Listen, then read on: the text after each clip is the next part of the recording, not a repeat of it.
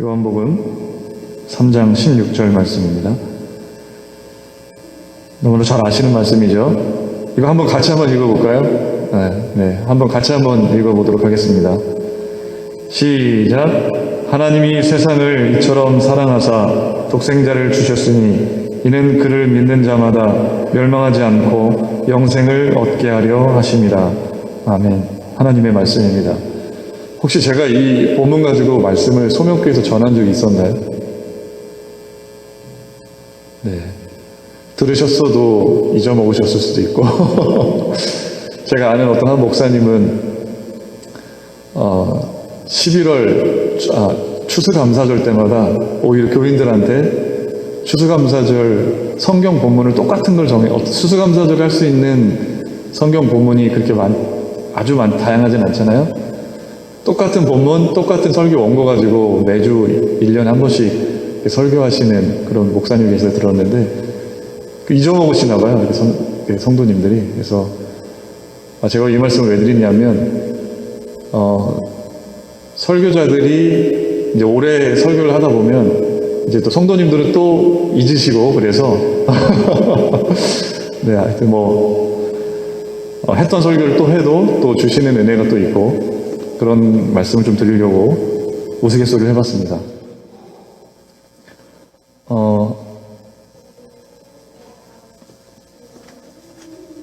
2008년 5월에 중국에서 되게 큰 대지진이 났었죠. 관동 대지진. 그때 7만 명 이상이 되는 사람이 죽음을 당했는데 그 갑작스런 죽음 때문에 갑작스런 지진 때문에 이게 예보가 됐으면 그만큼 사상자가 없을 수도 있었는데 갑작스러운 지진 때문에 죽음을 피할 수 없었던 많은 사람들이 있었습니다. 현장에서 죽은 사람들의 시신을 거두고 또 혹시나 살아있을지 모르는 그런 사람들을 구조하기 위해서 많은 사람들이 구조 작업에 투입이 되었다고 그러죠. 작업이 한창 진행되던 도중에 이제 몇 가지 안타까운 그런 광경들을 보도한 뉴스가 있었어요. 첫 번째 하나는 구조대원들이 어떤 집의 붉은 진흙벽돌 무더기를 이렇게 걷어내었을 때 모녀의 시신이 같이 발견이 된 건데 엄마가 있고 9살 정도 되어 보이는 어린 소녀를 온몸으로 감싸 안은 모습으로 이제 숨진 채 발견이 된 거예요. 근데 어떻게 되어 있었냐면 단란하게 이렇게 저녁 식사를 하다가 황급히 이 지진 때문에 이제 딸이라도 살려보려고 황망히 딸을 구하려고 했던지 엄마가 이렇게 딸을 안은 채 젓가락을 이렇게 그 집게 손가락과 중지 사이에 끼운 채 이렇게 딸을 안고 있는 채로 발견이 된 거예요. 생사가 갈리는 아주 급박한 그런 상황 속에서도 어머니는 자신의 생명보다 딸의 안위를 그렇게 먼저 생각을 하고 걱정을 하는 것입니다. 또 하나의 이야기가 있어요. 서너 달밖에 이 관동대지진 사건 때 서너 달밖에 안 된 그런 아주 어린 100일 정도 됐을까요? 이 아기의 생명을 살리기 위해서 자신의 목숨을 아끼지 않았던 20대 어머니의 이야기가 참으로 또 안타까운 이야기로 우리에게 전해지고 있는데요. 발견된 당시에 아기 엄마는 무릎을 꿇고 두 팔로 이렇게 벽을 기댄 채 그 품속에 아이를 이렇게 안고 있었어요. 그러니까 공간이 확보가 됐겠죠. 엄마가 두 팔로 이렇게 무너진 벽을 기대고 있고 아이는 요 안에 엄마 안겨있는 아기띠라든지 그런 걸로 된지 확실히 모르겠지만 그 공간 안에 아이가 이렇게 있었던 거죠. 덕분에 아이는 발견됐을 당시에 아무런 상처를 입지 않고 편안하게 잠들어 있었다고 그러죠. 아기 옆에 놓인 그런 숨진 엄마의 휴대폰에는 이런 그 문자가 담겨져 있었다고 합니다. 사랑하는 아가, 만일 네가 살아남게 된다면 엄마가 너를 사랑했다는 것을 꼭 기억하렴. 그러니까 엄마가 죽음이 임박해 오는 순간에 아기에게라도 뭔가 나중에 커서 엄마가 어떻게든 너를 살리려고 했고 너를 내가 너무 사랑한다는 마음을 그 핸드폰 액정에 문자로 남겨놓은 거예요. 어머니는 자신의 생명을 버리면서까지 아이를 지진으로부터 지켜낸 것입니다. 아이에 대한 지대한 사랑이 없었다면 이런 일들이 가능했을까? 이처럼 아름다운 그런 사랑의 이야기는 인간 세계에만 국한된 것이 아닙니다. 짐승의 세계에도 부모와 어미와 새끼의 그런 눈물겨운 사랑의 이야기가 있죠. 남극의 황제 펭귄 여러분 많이 TV 통해서 보셨을지 모르겠는데 짝짓기 계절이 찾아오면 겨울이 돼서 찾아오면 이렇게 바다에서 나와서 황제 펭귄들이 남녀가 짝짓기를 하고 그리고 그 후에 알을 낳아요. 그리고 알을 낳느라 지친 어미는 수컷에게 이 알을 맡기고 영양 보충을 위해서 또 새어날 새끼에게 먹이를 주기 위해서 다시 바다로 엄마만 바다로 나가요. 알을 놔두고. 그러면 이제 홀로 알을 지킬 임무가 주어진 수컷은 아무것도 먹지 못하는 채 3, 4개월 동안 그 추운 겨울에 굶주리면서 혹한 속에서 동면 상태로 알을 이렇게 품고 있어야 한다고 하죠. 때로는 이렇게 동료 펭귄들과 허딩이라고 하나요? 이렇게 같이 모여가지고 추위를 피하기도 하고 어떻게 이렇게 그 생존 본능이 누구나 동물은 다 마찬가지겠죠. 생존 본능이 많은 동물들에게도 어떻게 이렇게 3, 4개월 동안 아무것도 먹지 않고 알을 계속 그렇게 그 추위에 그 알을 지킬 수가 있습니까? 그거는 새끼에 대한 사랑이 너무도 강하기 때문에 자신이 죽을지도 모르는 극한 상황을 이기고 끝까지 새끼를 보호하는 것은 그 새끼를 너무나도 사랑하기 때문에 그렇습니다. 우리가 가까이 자연을 보면서도 온 땅에, 온 세상에 물론 안 좋은 모습도 부정적인 모습도 많이 있지만 자연이나 세상을 바라봤을 때 사랑이 넘치고 있는 광경들을 많이 보게 돼요. 길가에 서 있는 가로수나 가까운 산에 나무가 참 많잖아요. 여름 내내 나무를 위해 수고했던 나뭇잎은 가을이 오면 어김없이 낙엽으로 떨어져서 그 떨어진 나뭇잎은 썩어서 나무의 거름이 되어지죠. 그래서 이 나무는 또 다시금 그 나뭇잎이 썩어진 것을 희생한 그것을 가지고 열매를 만물에게 선사합니다. 자신을 희생하는 사랑을 베풀기 때문에 열매가 맺어질 수가 있다라고 하는 것입니다. 또 봄이나 가을이 돼서 꽃이 만연한 그런 계절이 되면 꽃들은 우리는 그냥 시각적으로 보지만 시적인 언어로 표현을 한다면 사랑을 표현한다고 될까요? 꿀을 찾아 여기저기 헤매이는 별들이 나에게로 와서 이 있는 꿀들을 너희들이 가져가라고 하면서 그 말은 하지 않지만 꿀들을 그렇게 가져갈 수 있도록 그 꽃들의 사랑에 벌들이 반응한다라고 우리가 시적인 언어로도 표현을 할 수가 있는 것 같아요. 새들은 사랑을 노래하면서 지저귀고 태양은 만물을 살리기 위해서 끊임없이 자신을 불태우는 그런 일들을 합니다. 밤하늘의 보름달은 정말 어떻게 보면 사랑의 가로등이 되어서 만물의 앞길을 밝혀줍니다. 어떻게 우리가 한편으로 보면 세상은 하나님께서 만든 이 세상은 너무나도 아름다운 세상이고 사랑이 가득한 세상이라고 자신을 희생해서 많은 존재들을 유익하게 하는 그러한 모습들이 세상 가운데 가득하다는 것입니다. 근데 이 피조물의 사랑이 아무리 위대하고 감동적일지라도 이것은 어디까지나 한계를 지닌 유한한 사랑일 수밖에 없어요. 피조물의 사랑은 한결같지가 않습니다. 특별히 인간의 사랑은 결국은 자기중심적이어서 자기 감정의 지배를 벗어나지 못해요. 인간의 사랑이라고 하는 것은 자기 감정의 울타리를 벗어나지 못하는 경우가 많이 있습니다.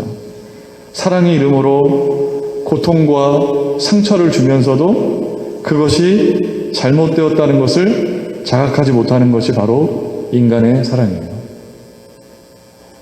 세상에 품속의 자식을 사랑하지 않는 부모는 없을 겁니다. 그러나 바로 그 부모로 인해서 깊이 절망하고 크나큰 아픔을 앓고 살아가는 그런 자녀들이 되게 많은 거죠.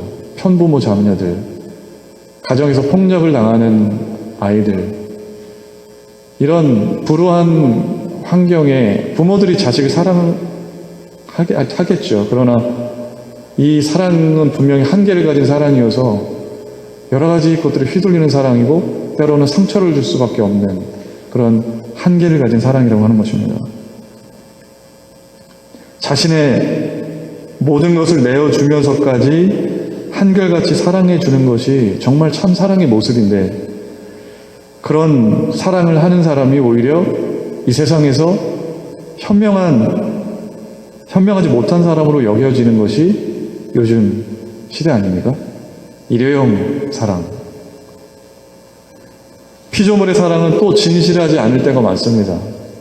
진실과 무관한 사랑은 이미 사랑일 수가 없습니다. 자식에게는 정직하라고 훈계하면서도 정작 부모는 부정직하게 살아가는 경우가 있습니다. 친구들과 사이좋게 지내라고 말은 하면서도 자식이 친구와 싸워서 이기고 오면 부모는 속으로 대견하게 생각을 합니다. 정의로운 사람이 되라면서도 자식이 무슨 수술을 써서라도 출세하기만 하면 오히려 부모는 자식을 자랑하고 다닙니다. 결국 이 땅에서 계속해서 부정과 부패의 고리가 끊어지지 않는 이유는 진실성을 결여한 부모님들의 그릇된 사랑 때문에 출세만 하면 돼. 네 삶에서 진리와 진실보다 출세만 하면 돼 라고 하는 잘못된 어긋나 있는 사랑을 베풀므로 인해서 나타난 결과라고 할 수도 있는 거죠. 또한 피조물의 사랑은 그 어떤 경우에도 영원한 생명을 보장해 주지 못합니다. 안타까운 일이지만 지금 이 순간에도 죽어가는 자식의 병상에서 속수무책으로 눈물 짓고 있는 부모들이 얼마나 많아요. 제가 깜짝 놀랐던 게, 저희 집 첫째 아이가 아주 갓난아이 때 100일도 안 됐을 때 심장 수술하러 갔었을 때가 있었는데, 그 병동에 아이들이 지금 정말 많은 거예요. 그러면 부모님들은 이 아이가 아픈 것 때문에 눈물 짓고 힘들어하지만 어떻게 할 도리가 없는 거죠. 의술의 도움을 받아서 치료를 받아가지고 건강을 찾는 거를 간절히 바랄 뿐이에요. 이것이 자식에 대한 부모의 사랑의 한계예요. 아프고 병들고 죽을 때가 이르면 안타깝지만 거기까지인 거예요. 영원한 생명을 보장해 주지 못합니다. 모든 피조물은 유한하기 때문에 유한한 것으로부터 비롯되는 사랑 또한 유한하고 제한적일 수밖에 없다는 것입니다. 그런데 정말 언제나 한결같은 사랑이 있습니다. 어떤 경우에도 거짓으로 치우침이 없는 진실된 사랑이 있습니다. 그것에 더해서 영원한 생명까지 책임져주는 사랑이 있습니다. 그것은 바로 하나님의 사랑입니다. 하나님께서 곧 사랑이시자 생명이시고 진리이시기 때문에 이 하나님의 사랑은 한결같으시고 진실되시고 그것에 더해서 영원한 생명을 공급하시는 사랑이라는 것입니다. 여기서 예배드리는 우리가 이 시간 세상의 어둠 속에 있지 않고 어떻게 진리의 빛 속으로 나아올 수가 있었어요? 그것은 바로 하나님이 우리를 사랑하셨기 때문입니다. 증오심과 이기심에 사로잡혀서 그것의 포로가 되었던 우리가 어떻게 정말 참 사랑의 의미를 깨닫게 되었나요? 아, 사랑이라는 것은 이런 것이구나. 어떻게 우리가 그것을 깨닫게 되었습니까? 어떻게 사랑을 베푸는 기쁨과 사랑의 기적을 체험하는 자가 될 수 있었습니까? 하나님께서 우리를 사랑해 주셨기 때문입니다. 욕망에 사로잡혀서 거짓된 일과 불의한 일을 당연시 하던 우리가 어떻게 옛사람의 삶을 벗어버리고 비록 서툴긴 하지만 한 걸음 한 걸음 진리를 향한 행보를 시작할 수 있었습니까? 오직 우리를 향한 하나님의 사랑 때문이었습니다.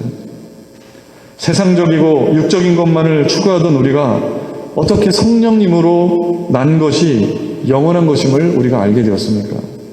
그리고 어떻게 우리가 성령님 안에서 거듭난 삶을 추구하게 되었습니까? 그것은 바로 우리를 향한 하나님의 사랑이 있었기 때문입니다. 그렇다면 하나님께서 우리를 구체적으로 어떻게 사랑해 주셨습니까? 오늘 본문의 말씀 좀 보면 하나님이 세상을 이처럼 사랑하사 독생자를 주셨으니 이렇게 되어 있거든요. 하나님께서는 자신의 독생자를 주시기까지 사랑하셨습니다. 이 말이 너무나도 우리들에게 수십 번 어릴 때부터 들어왔기 때문에 이것이 주는 어떤 깊은 정서, 깊은 사랑을 우리가 놓칠 때가 많이 있습니다. 우리를 살리시기 위해서 자신의 하나밖에 없는 아들을 십자가의 제물로 주신 것입니다.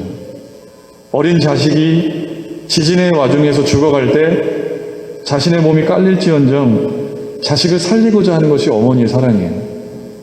나은 날이 얼지 않을까 3, 4개월을 혹한 속에서 굶주리는 것이 새끼에 대한 펭귄의 사랑입니다. 인간과 짐승의 사랑이 이 정도인데 하물며 독생자를 향한 하나님의 사랑이 인간과 짐승보다 덜하겠습니까? 아이 7을 둔 어떤 부부가 있었습니다. 최근에는 참 보기 힘든 부부인 것 같습니다. 그런데 그 옆집에 사는 부부에게는 안타깝게도 아이가 하나도 없었어요. 아이가 없는 부부는 아이가 7이나 되는 집을 부러워하면서 그 집의 아이들을 마치 자신의 아이처럼 사랑해줬어요. 하루는 7 아이를 가진 부부가 중대한 결정을 내렸어요.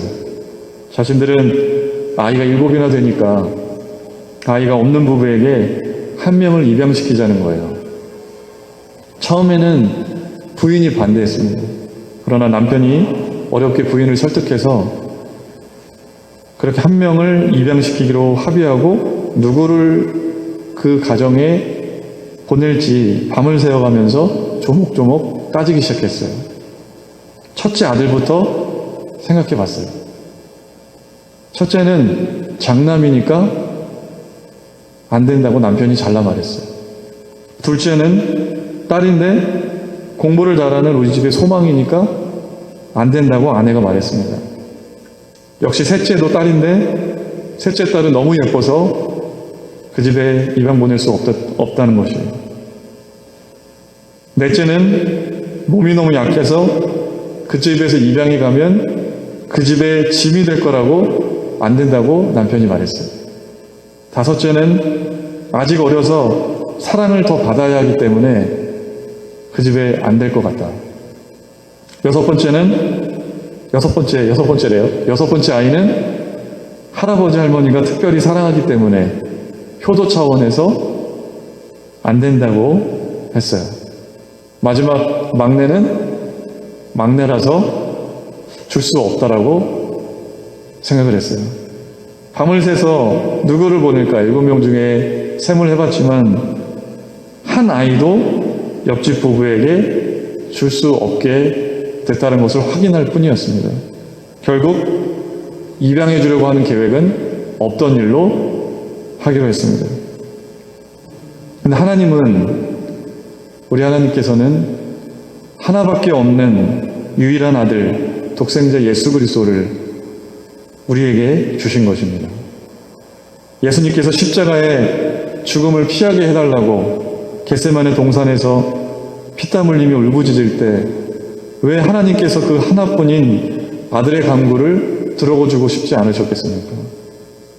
십자가 위에서 사지가 찢어지는 고통을 당하면서 아버지여 어찌하여 나를 버리시나이까 타는 입술로 절규하는 당신의 외아들에게 내가 너를 구해주마라고 왜 당장 응답해 주고 싶지 않으셨겠어요? 그런데 하나님께서는 끝내 그 십자가의 현장에서 하나님께서는 결코 끝내 응답하지 않으셨습니다. 당신의 독생자가 죽어가는 것을 보는 것은 너무나도 큰 고통이고 당신의 죽음과도 같았지만 하나님께서는 끝까지 응답하지 않으셨습니다. 그 순간 당신의 하나밖에 없는 아들에게 응답한다는 것은 곧 인간의 구원을 포기하는 것을 의미했기 때문입니다. 하나님께서는 인간을 포기하는 대신 당신의 독생자, 아니 자신과도 같은 자신을 포기한 것과 같이 그렇게 희생하고 아들을 내어주었습니다. 왜 그렇습니까? 오직 인간에 대한 사랑 때문이었습니다. 자식 잃은 부모의 마음을 표현한 말 중에 이런 말이 있죠. 부모가 죽으면 땅에 묻고 자식이 죽으면 가슴에 묻는다. 자식을 보내는 어머니의 심정과도 같았던 이 하나님의 마음, 얼마나 아프셨을까? 하나님께서 아픈 마음을 뒤로한 채 자식을, 하나밖에 없는 자식을 내어줄 만큼 하나님은 세상을, 우리를 사랑하신 것입니다. 그래서 본문은 하나님께서 우리를 이처럼 사랑하셨다고 증거하고 있습니다. 이처럼의 의미는 어떤 의미입니까? 첫 번째는 이와 같은 방법이라는 의미예요. 이처럼. 하나님께서는 당신의 독생자를 십자가의 제물 삼는 방법으로 우리를 사랑하셨어요. 인간으로서는 결코 상상도 할 수 없는 방법입니다. 아들을 죽이는 방법을 통해서 그것이 인간에게 생명을 주는 것이라고 한다면 나는 그것을 기꺼이 내어주겠다라고 하는, 인간이 가지고 있는 생각으로는 전혀 상상할 수 없는 그런 방법이었습니다. 그러나 그 방법 외에는 죄인인 인간이 하나님의 자녀로 구원받는 길이란 달리 있을 수 없었습니다. 십자가 밖에는 인간의 죄가 사여질 수 없었어요. 아무리 사람이 선을 행하고 많은 노력을 하고 착한 일을 많이 해도 그것이 결코 사람을 구원할 수가 없는 거예요. 그만큼 인간의 죄는 너무나도 추악하고 너무나도 심각하고 철저히 부패한 것이기 때문에 결코 세상에 있는 것으로는 결코 그 죄를 씻을 수 없고 인간이 구원을 받을 수가 없었던 거죠. 죄의 문제가 해결되기 위해서는 죄 없는 하나님과 같은 그분이 대신 죽어야 그 죄를 씻음받고 구원받을 수 있었던 것입니다. 두 번째로 우리를 이처럼 사랑하셨다라고 했을 때 이처럼의 의미는 이만큼이라는 의미입니다. 하나님께서는 당신의 독생자를 십자가의 제물로 삼으실 만큼 우리를 사랑하셨습니다. 보통 우리가 서로 사랑하는 사람들끼리 그런 질문을 많이 합니다. 얼만큼 나를 사랑하니? 얼만큼 나를 사랑하는지 얘기해봐. 어린 아이들이 또 부모님들이 서로에게 묻는 질문일 수도 있어요. 너 얼마만큼 나를 사랑하니? 엄마, 아빠, 나를 얼마만큼 사랑해? 그러면 아이들이 만약에 우리들에게 그렇게 물어본다고 한다면 우리는 두 팔을 있는 힘껏 벌리면서 너무나도 많이 사랑한다는 것을 표현을 합니다. 하나님께서는 바로 이만큼 측량할 수 없을 만큼 세상의 그 어떤 것으로도 표현할 수 없을 만큼 우리를 사랑하셨다고 하는 것입니다.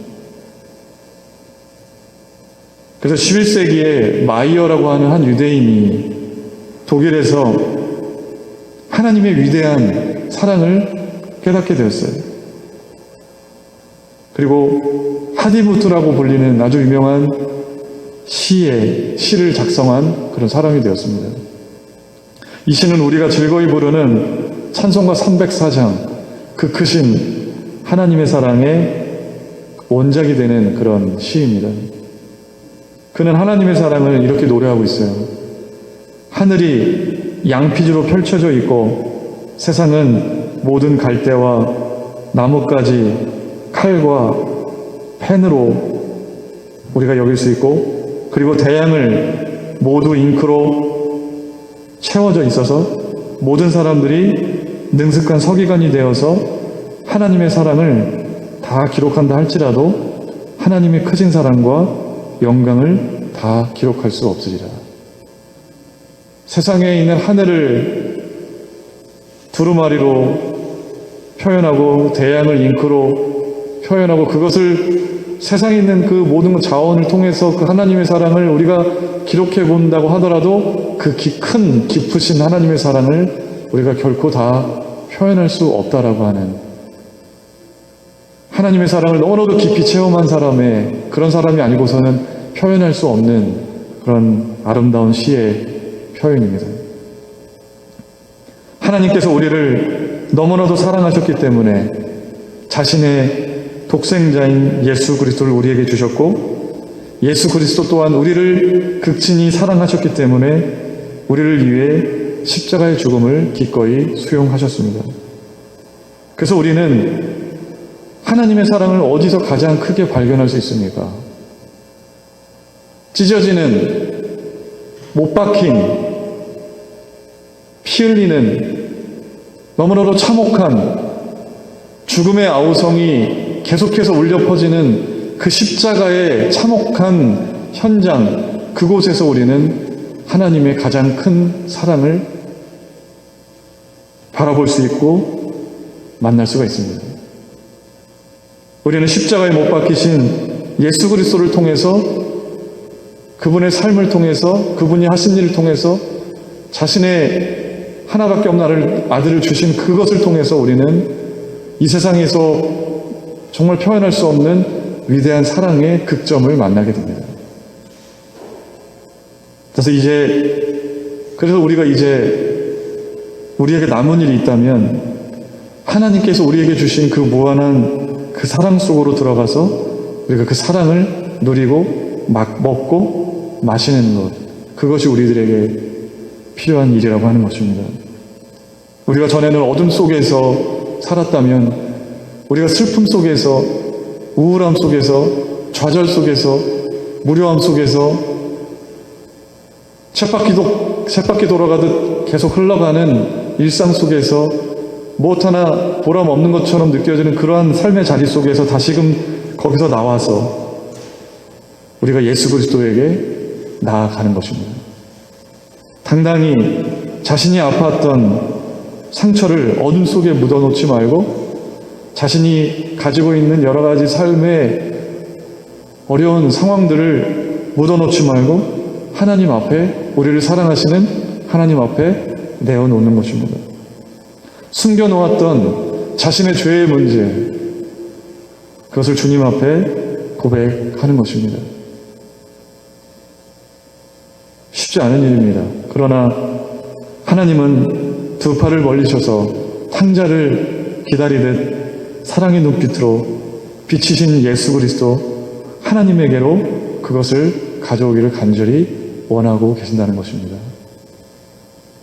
말씀 안에서 그분의 사랑을 누려갈 때 찢겼던 우리의 심령이 정말 나음을 입게 되고 우리의 왜곡되었던 우리의 생각과 우리의 편협된 얕은 그런 의식들이 그분의 말씀과 그분의 사랑 안에서 정말 건강한 의식과 생각으로 올곧게 되고 의미와 목적 없이 할 일 없이 그냥 일상을 아무런 의미와 목적 없이 그냥 흘러가는 살아왔던 그런 우리의 삶이 우리가 그분 안에 온전히 거하게 될 때 영원한 진리와 생명과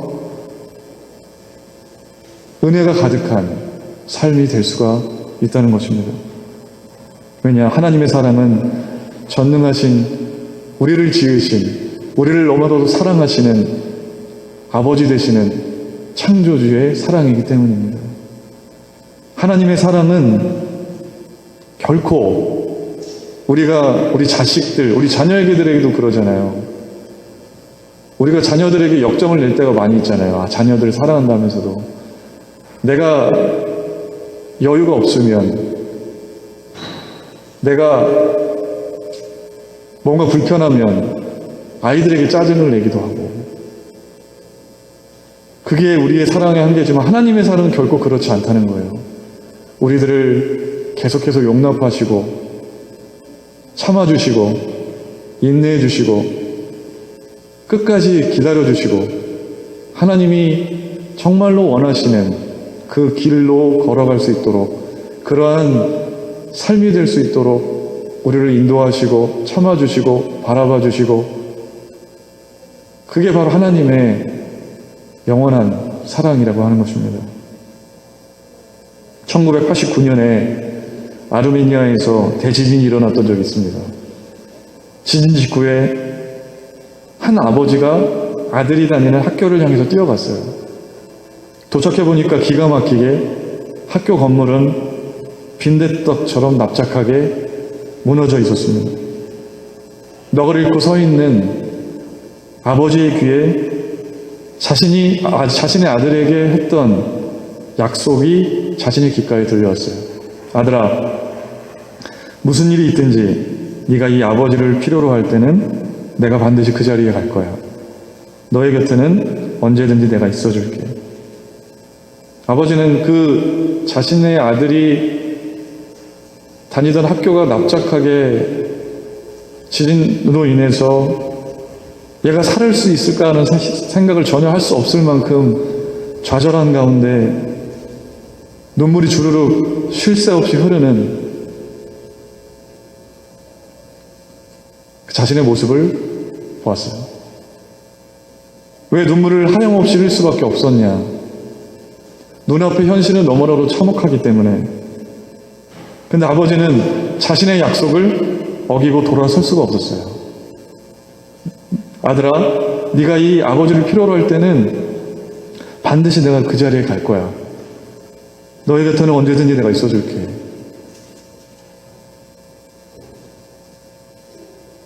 그래서 아들의 교실이 있는 그 건물 뒤편, 그쪽을 오른쪽에 있는 어떤 자리를 기억해내고 그 자리를 파내려가기 시작한 거예요. 아이들을 찾으러 온 다른 부모들은 이 아버지에게 부질없는 그런 짓이라고 하면서 이제 소용없다고, 당신이 그렇게 해봤자 소용없다고 오히려 말렸어요. 또 그 자리에 온 경찰관과 소방관도 부질없는 짓이라고, 당신이 이렇게 땅 파봤자 소용없다고 중단하기를 원했어요. 근데 아버지는 아들에게 내가 나를 필요로 할 때 나는 항상 너와 함께 있을게, 그 한 약속을 되뇌면서 파고 또 내려갔어요. 정말 필사의 노력을 기울여서 잠시 쉰 것 외에는 38시간을 계속해서 내려갔다고 그러죠. 갑자기 38시간을 내려가다가 갑자기 큰 돌 하나가 발견이 되었어요. 그때 갑자기 아버지는 그곳에서 희미하게 들리는 아들의 목소리를 들었어요. 그리고 아버지는 아들의 이름을 불렀어요. 알몬드 아주 힘차게 불렀겠죠. 그러자 아들의 음성이 들렸습니다. 아버지세요? 저 여기 있어요. 그리고는 다음과 같은 아들의 고귀한 말이 들려왔습니다. 아버지, 제가 여기 있는 아이들에게 걱정하지 말라고 했어요. 만약 우리의 아버지가 살아있다면 아버지는 반드시 나를 찾아와 구해 주실 거라고. 아마 이 아이의 믿음 때문에 그 같이 있었던 친구들도 좌절하지 않고 기다릴 수 있었을 거예요. 그리고 아버지도 아버지가 아들에게 한 약속을 기억했고 그것을 지켜주기 위해서 끊임없이 파내려갔기 때문에 아이가 생명을 얻을 수가 있었습니다. 하나님의 사랑이 바로 이렇다고 하는 것입니다. 결코 어떤 세상의 방편이나 그런 것들로 결코 좌절되거나 죽음까지도 세상의 그 어떤 것이라도 하나님의 사랑을 끊을 수 없다라고 하는 사도 바울의 고백처럼 하나님의 사랑을 그 어떤 것으로도 끊을 수가 없는 것입니다. 사랑하는 우리 소명교회 여러분, 우리에게도 이 아이와 같은 믿음이 필요합니다. 그래, 하나님은 결코 나를 버리지 않으실 거야. 내가 필요로 할 때는 언제든지 그분은 나와 함께 하실 거야. 그런 믿음으로 우리가 하나님께 나아가야 한다는 것입니다.